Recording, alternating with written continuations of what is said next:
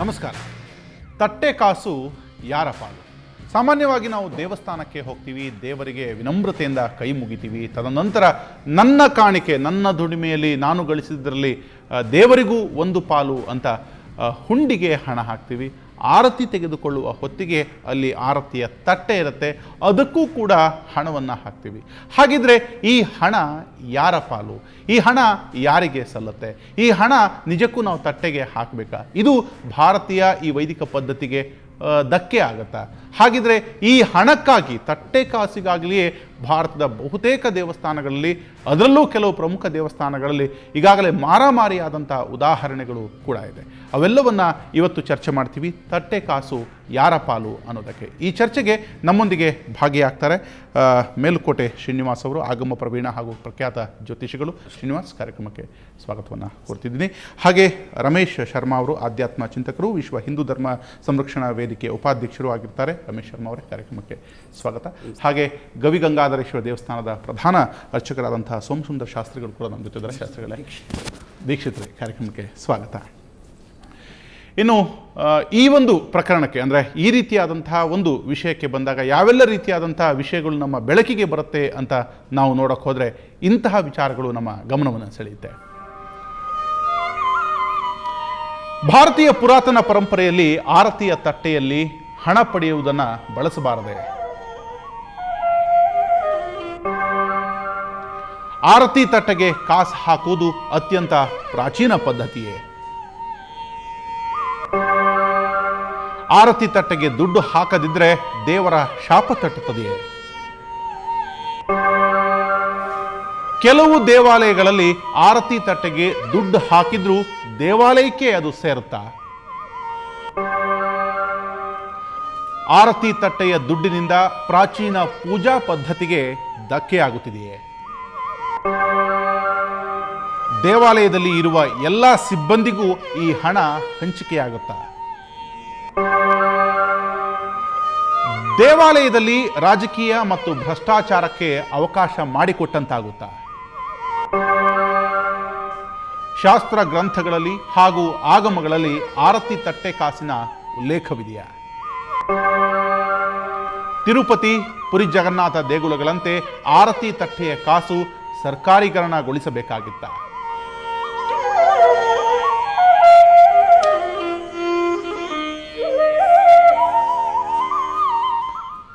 ಸಹಜವಾಗಿಯೇ ಇಷ್ಟು ಪ್ರಶ್ನೆಗಳು ಏರುತ್ತೆ. ಆದರೆ ಈ ಆರತಿಯ ತಟ್ಟೆ ಕಾಸಿನಿಂದಲೇ ಒಂದಷ್ಟು ವಿವಾದಗಳು ಕೂಡ ಸೃಷ್ಟಿಯಾಯಿತು. ಮೊದಲಿಗೆ ನಾವು 2005ರಲ್ಲಿ ಚಾಮುಂಡಿ ಬೆಟ್ಟದಲ್ಲಿ ಇಂತಹದ್ದೊಂದು ಘಟನೆ ನಡೀತು. ಅಲ್ಲಿ ಏಕಕಾಲಕ್ಕೆ ಒಂದೇ ದೇವಸ್ಥಾನದಲ್ಲಿ 2 ಆರತಿ ತಟ್ಟೆಗಳು ಬಂದಿತ್ತು. ಅಲ್ಲಿ ಈ ತಟ್ಟೆ ಕಾಸು ವಿವಾದ ಅನ್ನೋದು ತಾರಕಕ್ಕೇರಿದ್ದನ್ನು ನಾವು ಗಮನಿಸಬಹುದು. ಗರ್ಭಗುಡಿಯ ಮುಂಭಾಗದಲ್ಲಿ 2 ಕಡೆ ಸ್ಟೂಲ್ಗೆ ಕಬ್ಬಿಣದ ರಾಡನ್ನು ಹಾಕಿ ಹುಂಡಿಯೇ ಮರೆಯಾಗುವಂತೆ ತಟ್ಟೆಯನ್ನು ಇಟ್ಟಿದ್ದು. ಸಾಮಾನ್ಯವಾಗಿ ದೇಗುಲಗಳಲ್ಲಿ ಒಂದೇ ಮಂಗಳಾರತಿ ತಟ್ಟೆ ಬಳಸೋದು ವಾಡಿಕೆ ಇರುತ್ತೆ. ಆದರೆ ಚಾಮುಂಡಿ ದೇವಾಲಯದಲ್ಲಿ 2005ರಲ್ಲಿ ಹಣ ಹಂಚಿಕೆಯ ವಿವಾದದಿಂದಾಗಿ 2 ಆರತಿ ತಟ್ಟೆಗಳು ಬಂದವು. ಅರ್ಚಕರು ಹಾಗೂ ಪರಿಚಾರಕರ ಮಧ್ಯೆ ಭಿನ್ನಾಭಿಪ್ರಾಯ ಬಂದು ಸಂಪ್ರದಾಯವನ್ನೇ ಇವರು ಮುರಿದ್ರು. ಕೊನೆಗೆ ಈ ವಿವಾದ ಹೈಕೋರ್ಟ್ ಮೆಟ್ಟಿಲೇರಿತು. 2012ರಲ್ಲಿ ತೀರ್ಪು ನೀಡಿದ ಮುಜರಾಯಿ ಆಯುಕ್ತರು ತಟ್ಟೆ ಹಣವನ್ನು ಇಬ್ಬರೂ ಹಂಚಿಕೊಳ್ಳಬೇಕು, ಒಪ್ಪದಿದ್ದಲ್ಲಿ ಯಥಾಸ್ಥಿತಿ ಕಾಪಾಡಬೇಕು ಅಂತ ಆದೇಶಿಸಲಾಗಿತ್ತು.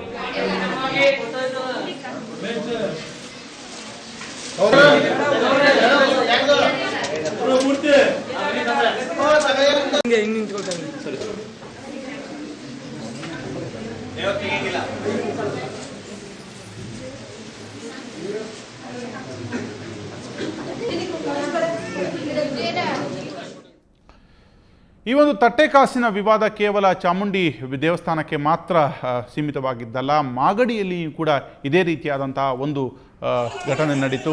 ಅಲ್ಲಿ ಅರ್ಚಕರ ನಡುವೆ ಮಾರಾಮಾರಿಯೇ ನಡೀತು. ಆರತಿಗೆ ತಟ್ಟೆಗೆ ಕಾಸು ಯಾರಿಗೆ ಮತ್ತು ಅಲ್ಲಿನ ಆಡಳಿತ ಚುಕ್ಕಾಣಿ ಹಿಡಿಯುವವರು ಯಾರು ಯಾವ ಕೆಲಸವನ್ನು ಮಾಡಬೇಕು, ಈ ನಿಟ್ಟಿನಲ್ಲಿ ಒಂದು ರೀತಿಯಾದಂಥ ಒಂದು ಅಸಮಾಧಾನ 2 ಬಣಗಳಲ್ಲಿತ್ತು. ಒಂದು ದಿವಸ ಇದರ ಆಕ್ರೋಶದ ಕಟ್ಟೆ ಒಡೆದು ಅಲ್ಲಿ ಮಾರಾಮಾರಿಯಾಯಿತು. ಭಕ್ತರ ಸಮ್ಮುಖದಲ್ಲಿಯೇ, ದೈವದ ಸಾನ್ನಿಧ್ಯದಲ್ಲಿಯೇ ಅರ್ಚಕರೇ ಹೊಡೆದಾಡಿಕೊಂಡಂಥ ಒಂದು ದುರ್ದೈವದ ಘಟನೆ ಆ ದೇವಸ್ಥಾನದಲ್ಲಿ ನಡೆದು ಹೋಯಿತು.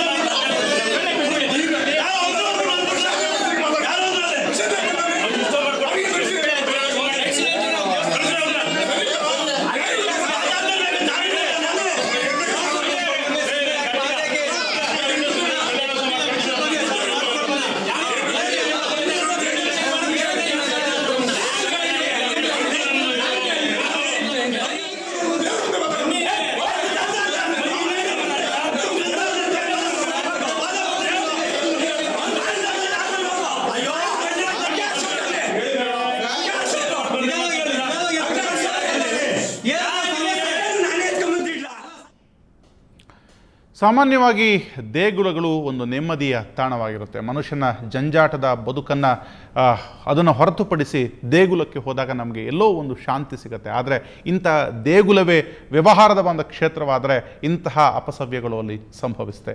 ಶ್ರೀನಿವಾಸ್, ನಾನು ತಟ್ಟೆ ಕಾಸು ಯಾರ ಪಾಲು ಅನ್ನುವ ಚರ್ಚೆಗೆ ಹೋಗೋದಕ್ಕೂ ಮುಂಚೆ ಈ ರೀತಿಯಾದಂಥ ಘಟನೆಗಳು ದೇವಸ್ಥಾನದಲ್ಲಿ ಯಾಕೆ ಸಂಭವಿಸ್ತೇವೆ ಅಂತ, ಅಂದರೆ ಧಾರ್ಮಿಕ ಕ್ಷೇತ್ರಗಳು ವ್ಯವಹಾರ ಕ್ಷೇತ್ರಗಳಾದಾಗಲ ಅಥವಾ ಅಲ್ಲಿನ ಅರ್ಚಕರ ಬದುಕಿನ ಪ್ರಶ್ನೆ ಬಂದಾಗಲ, ಯಾವಾಗ? ಕರ್ಕಟೇಸ್ಥ ನಕ್ಷತ್ರೇ ಬದೇಣಿಲಿಯೋದ್ಭಂ ಅಷ್ಟಾಕ್ಷರ ಪ್ರದಾತಾರಂ ನಾರಾಯಣ ಗುರುಂ ಭಜೆ. ನನ್ನ ಮನಸ್ಸಿನಲ್ಲಿ ಇರುವಂಥದ್ದನ್ನು ಮೊದಲು ಹೇಳ್ತಾ ಇದ್ದೀನಿ. ನಾನು ಯಾರಿಗೂ ಇವತ್ತುವರೆಗೂ ಕೆಟ್ಟದ್ದು ಎಣಿಸಿಲ್ಲ. ಅದ್ರ ಜೊತೆಗೆ ನಾ ಯಾವುದೇ ವಿವಾದಗಳನ್ನು ಮಾಡೋದಿಲ್ಲ. ನಾ ಇದುವರೆಗೂ ವಿವಾದ ಮಾಡಿಯೂ ಇಲ್ಲ, ಮುಂದೆ ಮಾಡೋದೂ ಇಲ್ಲ. ಅಂತಹ ಒಂದು ಮನಸ್ಥಿತಿ ಉಳ್ಳವನು ನಾನು. ಆದರೆ ಎಲ್ಲೋ ಒಂದು ಕಡೆ ಶೋಷಿತ ಜನಗಳ ಒಂದು ಧ್ವನಿಯಾಗಿ ನಾನು ನಿಂತ್ಕೋತೀನಿ. ಅದು ನನ್ನ ಮೂಲ ಅಭ್ಯಾಸ ಅಂತ ಅನ್ಕೊಬೋದು ನಾನು. ಅದರ ಜೊತೆಗೆ ಈ ಸಂಪ್ರದಾಯಗಳನ್ನು ನೋಡಿದಿರಲ್ಲ, ಇದು ಆಗಮಶಾಸ್ತ್ರದಲ್ಲಿ ಏನು ಹೇಳುತ್ತೆ, ಮುಂದಿನ ಚರ್ಚೆಗಳಲ್ಲಿ ನೋಡ್ಬೋದು. ಆದರೆ ಮೊದಲನೇದಾಗಿ ಈ ಅಸಮಾನತೆಗೆ ಕಾರಣ ಆಗುವಂಥದ್ದು ಈ ತಟ್ಟೆ ಕಾಸು. ಅದರಲ್ಲಿ ನಾನು ಈಗ ಮಾತನಾಡ್ತಾ ಇರುವಂಥದ್ದು 1 ಕೋಟಿಗೂ ಅಧಿಕ ವರಮಾನವಿರುವಂತಹ ದೇವಸ್ಥಾನವನ್ನು ಮಾತ್ರ ನಾವು ಮಾತಾಡ್ತಿದ್ದೀವಿ. ಅದು 40 ಕೋಟಿಯವರೆಗೂ ಕೂಡ ಒಂದು ಏನಂತ ಹೇಳ್ತಾರಲ್ಲ, ಧಾರ್ಮಿಕ ಕೇಂದ್ರಗಳು, ಒಂದು ಶ್ರದ್ಧಾ ಭಕ್ತಿಯ ಕೇಂದ್ರಗಳಾಗಿರ್ಬೇಕಾದಂಥದ್ದು ಇವತ್ತು ವ್ಯಾಪಾರೀಕರಣವಾಗಿ ಬರೀ ಕಾಸಿಗಾಗಿಯೇ ಒಡೆದಾಡುವಂತಹ ಒಂದು ವ್ಯವಸ್ಥೆಗೆ ಬಂದಿರುವಂಥದ್ದು ದುರ್ದೈವದ ಸಂಗತಿ. ಪ್ರಾಣಿಗಳಿರುವಂಥ ಒಂದು ಸೌಜನ್ಯವಾದಂತಹ ಮನಸ್ಥಿತಿಯು ನಮಗಿಲ್ಲದೆ ಇರುವಂಥದ್ದಕ್ಕೆ ಕಾರಣ ಏನು ಅಂದರೆ, ಹೊರದೇಶದವರು ಮಾಡಿದಂತಹ ಒಂದು ವ್ಯವಸ್ಥೆಯನ್ನು ನಾವಿಲ್ಲಿಗೆ ತರ್ತಾ ಇದ್ದೀವಿ. ನಮ್ಮ ಭಾರತೀಯ ಸಂಸ್ಕೃತಿಯ ಪದ್ಧತಿಯಲ್ಲಿ ಆಗಮಗಳಲ್ಲಿ ಮತ್ತು ಶಾಸ್ತ್ರಗಳಲ್ಲಿ ವಿಧಾನಗಳ ವೇದಗಳಲ್ಲಿ ಅತ್ಯಂತ ಪಾಂಡಿತ್ಯ ಇರುವಂತಹ ಒಂದು ಜನಗಳಿದ್ದಂತಹ ಸಂದರ್ಭದಲ್ಲಿ ಇವತ್ತು ನಾವು ಏನು ಮಾಡ್ತಾ ಇದ್ದೀವಿ, ಬರೀ ಕಾಸಿಗಾಗಿ ಒಂದು ವೇಷಭೂಷಣವನ್ನು ಹಾಕೊಂಡು ನಾನು ಒಂದು ಪಂಡಿತ ಅನ್ನೋದನ್ನು ಹೇಳ್ಕೊಂಡು ಬಂದು ನಿಂತಿರುವಂತಹ ಸ್ಟೇಜ್ ಇವತ್ತು ನಮಗಿದೆ. ನೀವೆಲ್ಲೋ ಒಂದು ಕಡೆ ಕಷ್ಟ ಅಂತ ಹೋಗ್ತಾ ಇದ್ರಿ, ಅವತ್ತು ತಿರುಪತಿ ದೇಗುಲವೋ ಮೇಲುಕೋಟೆ ದೇವಾಲಯವೋ ಅಲ್ಲಿ ಕೂತ್ಕೊಂಡು ನಿಮಗೆ ಒಂದು ಸಾಂತ್ವನವನ್ನು ಹೇಳುವಂತಹ ಜನ ಇದ್ರು. ಇವತ್ತು ಯಾರೂ ಕಾಣಿಸಲ್ಲ. ದುಡ್ಡು ಪ್ರಧಾನವಾಗಿ ಬೇಕು, ಅದಕ್ಕಾಗಿ ನಿಂತಿರುವಂತಹ ಜನ ನಿಮಗೆ ಕಾಣ್ತಾ ಇದ್ದಾರೆ. ಒಬ್ಬನ ಹತ್ರನೂ ವಿದ್ಯೆ ಇದೆಯಾ ಅಂದರೆ ಖಂಡಿತವಾಗಲೂ ದುಡ್ಡು ಅಲ್ಲಿಗೆ ಬಂದು ಪ್ರವೇಶವಾದರೆ ವಿದ್ಯೆ ನೈವೇದ್ಯ ಅಂತ ಹೇಳುತ್ತೆ. ಶೋಭನಂ ಸರ್ವನಾಶನಂ ಅಂತ ಹೇಳುತ್ತೆ. ಶೋಭನ ಅಂತ ಹೇಳಿದ್ರೆ ಬರೀ ದಾಂಪತ್ಯದ ಸುಖ ಅಂತ ಅನ್ಕೊಂಡ್ಬಿಡಬಾರ್ದು. ಸಕಲ ವಿಧವಾದಂಥ ಐಶ್ವರ್ಯಗಳು ಅಲ್ಲಿ ಬಂದ್ರೆ ಅವತ್ತು ನಿಮ್ಗೆ ನಾಶ ಅಂತ ಹೇಳುತ್ತೆ. ಆ ಕಾಸು ಅಂತ ಮೊದಲು ಭಾರತೀಯ ಪದ್ಧತಿಗಳಲ್ಲಿ ಹೆಂಗೆ ಅಂದ್ರೆ ವಸ್ತು ವಿನಿಮಯ ಇದ್ದಂತಹ ಪದ್ಧತಿಗಳಿತ್ತು. ಅದೆಲ್ಲವನ್ನು ಅಳಿಸಾಕಿ ನಮ್ಮ ಜನರು ಆಮಿಷಕ್ಕಾಗಿ ಇವತ್ತು ಕೊಡುವಂತಹ ತಟ್ಟೆ ಕಾಸಿನಲ್ಲಿ ಬಲಿಯಾಗಿ ಅವರೇ ಇವತ್ತು ಸುಟ್ಟು ನಾಶವಾಗ್ತಾ ಇದ್ದಾರೆ. ಯಾಕೆ ಇಲ್ಲಿ ಒಂದು ಮಾತನ್ನು ನೀವು ಹೇಳಿದ್ರೆ ಅಸಮಾನತೆ ಅಂತ ಹೇಳಿದ್ರೆ, ಅಸಮಾನತೆ ಇಲ್ಲಿ ಯಾಕೆ ಬರುತ್ತೆ? ಯಾರ ನಡುವೆ ಅಸಮಾನತೆ ಉಳಿತು? ಈಗ ಒಂದು ದೇವಸ್ಥಾನ ಅಂದರೆ ಒಂದು ಅರ್ಚಕರು ಇರ್ತಾರೆ, ಅಲ್ಲಿಯೂ ಕೂಡ 2 ಪಂಗಡಗಳನ್ನು ಕಾಣಿಸ್ತೀವಿ. ಈ ಅಸಮಾನತೆಯಲ್ಲಿ ಹುಟ್ಕೊಳ್ಳೋದು ಹೇಗೆ? ಶಂಕರಂ ಶಂಕರಾಚಾರ್ಯಂ ಕೇಶವಂ ರಾಮಾನುಜಂ ಮುನಿಂ ಮಧ್ವಂಜ ವಾಗಮಾಚಾರ್ಯಂ ಆಚಾರ್ಯಂ ತ್ರಯಮಾಶ್ರಯೇತ್. ಇವತ್ತು ಇಲ್ಲಿ ಚರ್ಚೆಗೆ ಮಾತಾಡ್ತಾ ಇರುವಂಥ ಸಂದರ್ಭದಲ್ಲಿ ಇಲ್ಲಿ ಯಾರ ಅರ್ಚಕರ ವಿರುದ್ಧವೋ ಅಥವಾ ಯಾವುದೋ ಒಂದು ಪಂಗಡ ವಿರುದ್ಧವೋ ಅಥವಾ ಯಾರ ಮೇಲೆ ದ್ವೇಷಕ್ಕಾಗೋ ನಾವು ಇವತ್ತು ಮಾತಾಡ್ತಾ ಇಲ್ಲ. ಇಲ್ಲಿ ಕೆಲವೊಂದಷ್ಟು ಜನಕ್ಕೆ ಇದರಿಂದ ಈ ಒಂದು ಕಾರ್ಯಕ್ರಮ ಮಾಡ್ತಾ ಇರೋದನ್ನ ನೋವು ಕೂಡ ಆಗಬಹುದು. ಆ ಎಷ್ಟು ಜನಕ್ಕೆ ನೋವಾಗುತ್ತೋ ಅದಕ್ಕೆ 10 ಪಟ್ಟು ಜನಕ್ಕೆ ಇದರಿಂದ ಅನುಕೂಲವಾಗಲಿ ಅನ್ನೋದಷ್ಟೇ ನಮ್ಮ ಉದ್ದೇಶ. ಬಿಟ್ರೆ ಯಾವ ಅರ್ಚಕರಿಗೆ ತಟ್ಟೆ ಕಾಸು ಹೋಗೋದ್ರಿಂದನೂ ನಮಗೇನು ದ್ವೇಷ ಇಲ್ಲ. ಸಹಜವಾಗಿ ಒಂದು ವಸ್ತುವನ್ನು ಬೆಳಕಿಗೆ ತರುವಾಗ ಮಾತಾಡ್ಬೇಕಾದ್ರೆ ನಾನು ಕೂಡ ಅರ್ಚಕ ಕುಟುಂಬದಿಂದ ಬಂದಂಥವನೇ.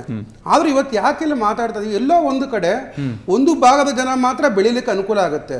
ಅದ್ರ ಜೊತೆನಲ್ಲಿ ಅವರು ಬೆಳೆಯುವಂತ ರೀತಿಗಳು ಕೂಡ ಈ ಒಂದು ದುಡ್ಡಿನಿಂದ ಆ ಒಂದು ಹೋಗುವಂತ ದಾರಿ ಏನಿರುತ್ತೆ ಅದು ಸರಿಯಾಗಿರೋದಿಲ್ಲ.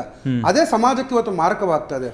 ಅಂತ ಮಾರಕ ನಮಗೆ ಗೊತ್ತಿದ್ದು ನಮ್ಮ ಊರಿಂದ ಒಂದು ಆಗಬಾರ್ದು ಅನ್ನೋದಷ್ಟೇ ನಮ್ಮ ಉದ್ದೇಶ. ಬಿಟ್ರೆ ಇನ್ ಯಾರ ಮನಸ್ಸಿಗೆ ನೋವು ಮಾಡಬೇಕು ಅಥವಾ ಯಾರಿಗೆ ಇದರಿಂದ ತೊಂದರೆ ಕೊಡಬೇಕು ಅನ್ನೋ ಉದ್ದೇಶ ನಮ್ಮದಲ್ಲ. ಇದ್ರ ಜೊತೆನಲ್ಲಿ ಆಗ್ಲೇ ಗುರುಗಳು ಹೇಳಿದಾಗೆ ನಮ್ಮ ಪರಂಪರೆಯನ್ನು ನೋಡುವಂಥ ಸಂದರ್ಭದಲ್ಲಿ ಮೊದಲಿಂದಲೂ ಕೂಡ ಆರ್ಥಿಕ ತಟ್ಟೆ ಕಾಸು ಹಾಕುವಂತಹ ಏನು ಪದ್ಧತಿ ನಮ್ಮಲ್ಲಿರಲ್ಲ, ವಸ್ತು ವಿನಿಮಯ ಇತ್ತು. ಮತ್ತೆ ನಮ್ಮಲ್ಲಿ ಪೂಜಾ ವಿಧಾನಗಳನ್ನು ತೆಗೆದುಕೊಂಡಾಗ ಕೂಡ ನಿಮ್ಗೆ ಎಲ್ಲಿ ವೇದೋಕ್ತವಾದ ವೈದಿಕ ಪೂಜೆ ಆಗ್ಬೋದು ಅಥವಾ ಆಗಮೋಕ್ತವಾದಂತಹ ಪೂಜೆ ಆಗ್ಬೋದು, ಯಾವುದೇ ಪೂಜೆಗಳಲ್ಲಾಗಲಿ ಯಾವುದೇ ಒಂದು ಶಾಸ್ತ್ರಗಳಲ್ಲಾಗಲಿ ಆರ್ತಿಗೆ ಕಾಸನ್ನು ಹಾಕಬೇಕು ಅಥವಾ ಕಾಣಿಕೆಯನ್ನು ಹಾಕಿ ಆರ್ತಿಯನ್ನು ತೆಗೆದುಕೊಳ್ಬೇಕು ಅನ್ನೋದು ಇಲ್ಲ ಮೊದಲನೇದಾಗಿ. ಅದು ಬಿಟ್ಟು ನಂತರದಲ್ಲಿ ಆಗಮೋಕ್ತವಾದಂತಹ ಪೂಜೆಗಳಾಗುವಂಥ ಸಂದರ್ಭಗಳಲ್ಲಿ ತ್ರಿಕಾಲ ಪೂಜೆ ಆಗ್ಬೋದು, ಅಥವಾ ನಮ್ಮ ಈ ಷೋಡಶೋಪಚಾರ ಪೂಜೆ ಅಥವಾ ಷಷ್ಠೋಪಚಾರ ಪೂಜೆ ಅಂತ 64 ವಿಧವಾದಂಥ ಪೂಜೆ, 16 ವಿಧವಾದಂಥ ಪೂಜೆಗಳು ಮಾಡುವಂಥ ಸಂದರ್ಭಗಳಲ್ಲಿ ಪ್ರತಿಯೊಂದು ಹಂತದಲ್ಲೂ ಆರತಿಯನ್ನು ಹೇಳ್ತಾರೆ. ಎಲ್ಲವೂ ಕೂಡ ಆದ ನಂತರ ಕಡೆಯಲ್ಲಿ ಮಹಾಮಂಗಳಾರತಿ ಅಂತ ಹೇಳ್ತಾರೆ. ಆ ಮಹಾಮಂಗಳಾರತಿ ಆದ್ಮೇಲೆ ಮತ್ತೆ ಮಂಗಳಾರತಿ ಮಾಡಬೇಕಾಗಿರುವಂತ ಅವಶ್ಯಕತೆ ಇಲ್ಲ. ಇವತ್ತೇನಪ್ಪ ಅಂದ್ರೆ ಯಾರೋ ಒಬ್ಬ VIP ಬಂದ್ರೆ ಸುಮ್ಮನೆ ಒಂದ್ಸತಿ ಮಂಗಳಾರತಿ ತಟ್ಟೆ ತೋರಿಸ್ತಾರೆ, ಮತ್ತೆ ಅದನ್ನ ತಗೊಂಡು ಅವ್ರ ಮುಂದೆ ಇಡೋ ಆರತಿ ಮಾಡಲು ಇಟ್ಬಿಟ್ರೆ ಪ್ರಯೋಜನ ಇಲ್ಲ. ತಗೊಂಡ್ ಅವ್ರ ಮುಂದೆ ಇಟ್ಕೊಂಡು ನಿಂತಿರ್ತಾರೆ. ಅವ್ರು ಕಾಣಿಕೆ ಹಾಕೋರ್ಗು ಅವ್ರು ಮುಂದೆ ಹೋಗೋದಿಲ್ಲ. ಕೆಲವೊಂದು ದೇವಸ್ಥಾನಗಳಲ್ಲಿ ನಾವು ನೋಡಿರುವಂತ ಸಂದರ್ಭಗಳಲ್ಲಿ. ಒಂದು ಎರಡನೇದು, ಯಾಕೆ ಈ ಯಾಕೆ ಆರತಿಯನ್ನು ಉಪಯೋಗಕ್ಕೆ ತಗೊಂಡು ಬಂದ್ರು ಅನ್ನೋದಾದ್ರೆ, ಹಿಂದೆ ಎಲ್ಲ ದೇವಸ್ಥಾನಗಳಲ್ಲಿ ದೀಪಗಳಿರಲಿಲ್ಲ, ಕರೆಂಟ್ ಇರಲಿಲ್ಲ, ವಿದ್ಯುತ್ ಶಕ್ತಿ ಇರಲಿಲ್ಲ. ಅಂಥ ಸಂದರ್ಭಗಳಲ್ಲಿ ದೇವರು ಸ್ಪಷ್ಟವಾಗಿ ಕಾಣಲಿ ಅಂತೇಳಿ ಒಂದು ದೀಪವನ್ನು ಹಚ್ಕೊಂಡು ಪಾದದಿಂದ ಹಿಡಿದು ಪಾದವನ್ನು ತೋರಿಸಿ, ತಲೆಯನ್ನು ತೋರಿಸಿ, ವಿಷ್ಣು ದೇವಾಲಯ ಶಂಕು ಚಕ್ರಾದಿಗಳನ್ನು ತೋರಿಸೋದು ಮಾಡ್ತಾ ಇದ್ರು. ಅದೇನಾಗೋಯ್ತು ಪದ್ಧತಿ, ಇವತ್ತು ಕೂಡ ಅದಿದೆ. ಆದ್ರೆ ಇವತ್ತೇನಾಗ್ಬಿಟ್ಟಿದೆ ಅಂದ್ರೆ ಅದೇ ಆರತಿ ಅಂತ ಕೂತ್ಕೊಂಡು ಪಾದದಿಂದ ನೀಟಾಗಿ ಮಂಗಳಾರತಿ 3 ಸುತ್ತು ಸುತ್ತಬಿಟ್ಟು ತಗೊಂಡು ಅವ್ರ ಮುಂದೆ ಇಟ್ಕೊಂಡು ನಿಂತಿರ್ತಾರೆ. ಯಾಕಿಂತದ್ದು ಅವಶ್ಯಕತೆ ಇದೆಯಾ? ಅಂತ ಹಣ ನಮಗೆ ಬೇಕಾ? ಮೂಲ ಧಾರ್ಮಿಕವಾದಂತಹ ಆಚಾರಗಳನ್ನೇ ಕಾಣಿಕೆಗಾಗಿ ಪದೇ ಪದೇ ಮಂಗಳಾರತಿಯನ್ನ ಮಾಡುವಂತದ್ದಾದ್ರೆ ಆ ನಿಜವಾಗ್ಲೂ ಮಂಗಳಾರತಿ ಅನ್ನೋದಕ್ಕೆ ಅರ್ಥ ಏನು? ನಿಜವಾಗ್ಲೂ ಅರ್ಥವನ್ನು ತಿಳ್ಕೊಂಡಿದ್ದಾರೆ ಇವತ್ತಿನ ಅರ್ಚಕರುಗಳು. ಆಮೇಲೆ ಇನ್ನು ಎಷ್ಟೋ ಅರ್ಚಕರುಗಳನ್ನ ನೀವು ನೋಡ್ಬೋದು, ದೇವಸ್ಥಾನಕ್ಕೆ ಹೋದಂಥ ಸಂದರ್ಭಗಳಲ್ಲಿ ಆ ಒಂದು ಪೂಜಾ ವಿಧಿವಿಧಾನಗಳಾಗ್ಬೋದು, ಅವ್ರು ಮಾಡುವಂಥ ಅರ್ಚನೆಗಳಾಗ್ಬೋದು, ಅರ್ಚನೆ ಅಂತಂದ್ರೆ ಒಂದು ಅಷ್ಟೋತ್ತರ ಅಂತ ಇಟ್ಕೊಳ್ಳಿ.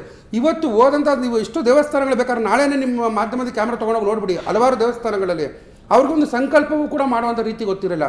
ಒಬ್ಬ ಗಂಡು ಸತ್ವ ಒಂದು ಹೆಣ್ಣಾಗಲಿ ಹೋದಂಥ ಸಂದರ್ಭಗಳಲ್ಲಿ ಹೆಂಗೆ ಪುರುಷನ ಹತ್ರ ಯಾವ ರೀತಿಯಾದಂಥ ಸಂಕಲ್ಪ ಮಾಡಬೇಕು, ಒಂದು ಹೆಣ್ಣು ಬಂದಂಥ ಸಂದರ್ಭದಲ್ಲಿ ಯಾವ ರೀತಿಯಾದಂಥ ಸಂಕಲ್ಪ ಮಾಡಬೇಕು, ಅಥವಾ ಕುಟುಂಬವನ್ನು ಒಟ್ಟಾಗಿ ಸೇರಿಸಿದಾಗ ಸಂಕಲ್ಪವನ್ನು ಹೇಗೆ ಮಾಡಬೇಕು ಅನ್ನೋದು ಗೊತ್ತಿಲ್ಲ.